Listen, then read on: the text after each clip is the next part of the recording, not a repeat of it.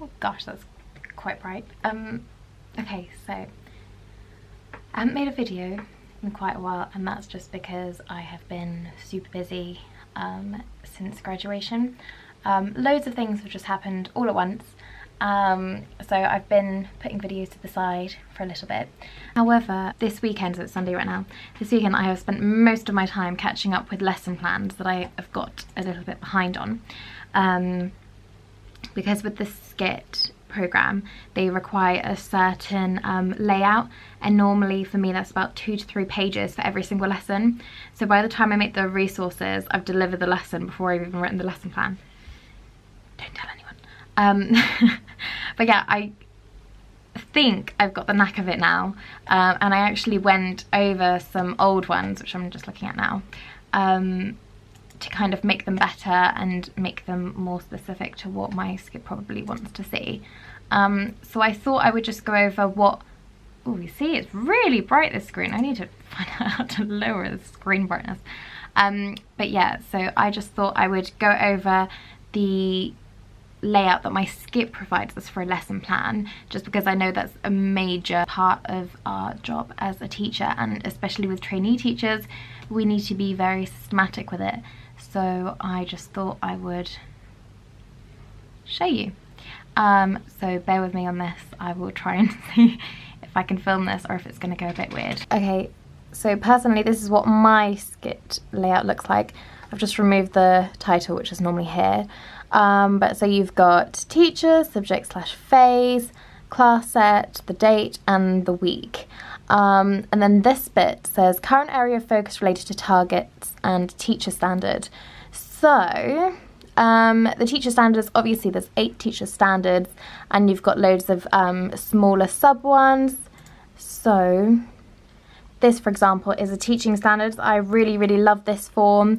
If you just Google teacher standard overview PDF on Google, this is what comes up, rather than the billions of pages of the other one.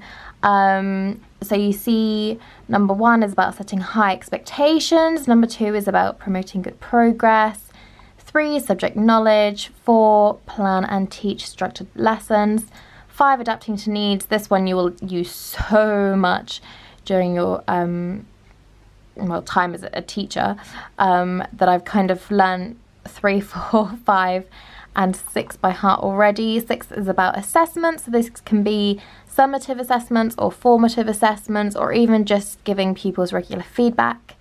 7 is on managing behaviour effectively, and 8 is fulfil wider professional responsibilities. The main one in this one is deploying staff. Where am I looking? Oh yeah, deploy support staff effectively.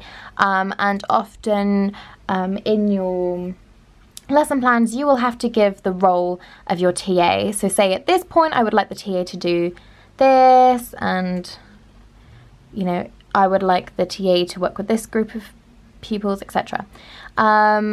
So because mine is French, obviously this will not have been vocabulary that they've covered before, so that's why in prior learning I've put not applicable. In this section again you've got your TS5, and this is where you kind of talk about all the different needs of your pupils. So I must admit in French it's kind of easy for me because there's no distinction between the lower achievers or the higher achievers, because it's all new to them. So it's allowed me to all give them the same input. However, in maths and in literacy you can have up to 3, 4, 5 groups at a time, so this area becomes really important. The lesson learning objective, sometimes you can just make it up, but I always try and link it back to the national curriculum to show that I am on task. So for this one it's to be able to repeat, pronounce and learn the names of the colour vocabulary. Again, as I have it open, you've got the national curriculum for MFL here. Normally if you just type into Google national curriculum, whatever your subject is, they will give you the specific PDF rather than the entire national curriculum. It helps you find where you want to be quicker. That's another little tip for you. Then you go on to accessible learning outcomes. This varies. Even in my SCITT I know that a lot of people are doing things differently. So if I zoom in a little bit, here I put demonstrating evidence of understanding, again, linking back to the national curriculum, but I know a lot of people, especially in Key Stage 1, they prefer to do I can statements. So the learning outcomes is, you know, by the end of the lesson, I can put a capital letter at the beginning of my sentence, and I can remember to put a full stop at the end of it, that kind of thing. So I can statements, or just write it out like this. Resources, health and safety. Again, my one is very simple here. Health and safety you don't really need to worry about unless there should be some kind of reason why there may be a health and safety issue. So for example, in one of my future lessons, I have an activity where they have to run around in the classroom. So I just make sure that there are no obstacles in the way while they are running, that kind of thing. The main bit of your lesson plan. So you've got timing, structure of the lesson. Now I actually personally really struggle with the timings. I'm never very good at estimating how long things take. Sometimes, oh my goodness, look. Ah! An entire poster just fell on me. Look. Oh look, I just thought you guys would appreciate this. When you've got a primary school trainee teacher as a boyfriend, he loves geography. Anyway, poster falling, never mind, I'll just work with it. Yeah, so these I probably wouldn't agree with it now, and I can't remember how it actually went, but you just put some timings here and then kind of say what you are going to do. Here, as you can see, I've linked the teaching standards here and then there. So I don't know where that's so far. That's that. I mean, these notes are purely for you to be confident on what you're doing, and also so you can look back on it in hindsight and remember what you did do.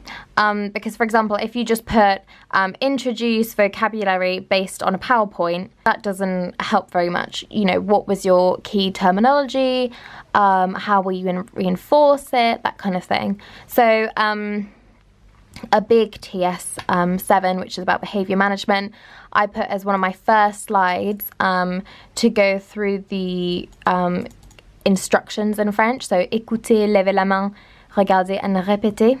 And now my children know that if I say écoutez, they have to listen to me. And that also is quite good in MFL, because then you are reducing the amount of English you speak, and that's the best thing for it. And I also find that they listen to me better. Back up to here, means of assessment related to accessible learning outcomes. So this is making sure that you link back to your previous learning outcomes and try and avoid repeating yourself in pupil progress shown by.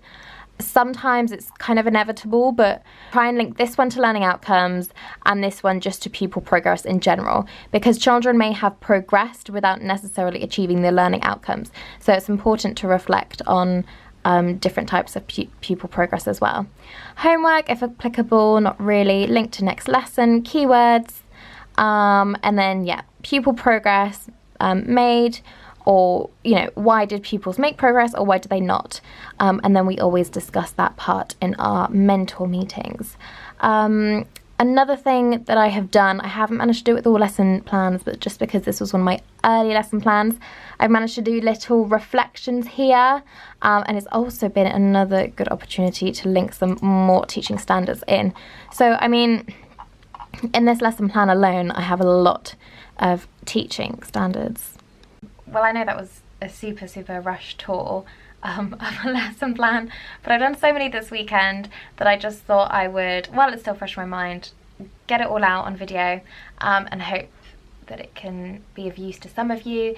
If you would like this video, please subscribe and like it so that you can have more tips from me in the future and follow my learning journey. If you have any other tips to add for anyone else regarding lesson plans, or if you'd like to tell me what you do for your lesson plan with your SCITT program or your PGCE, please just comment down in the below, because I'm really curious. Obviously this is the first time for me as well doing official lesson plans, so I'd love to know what others are doing as well.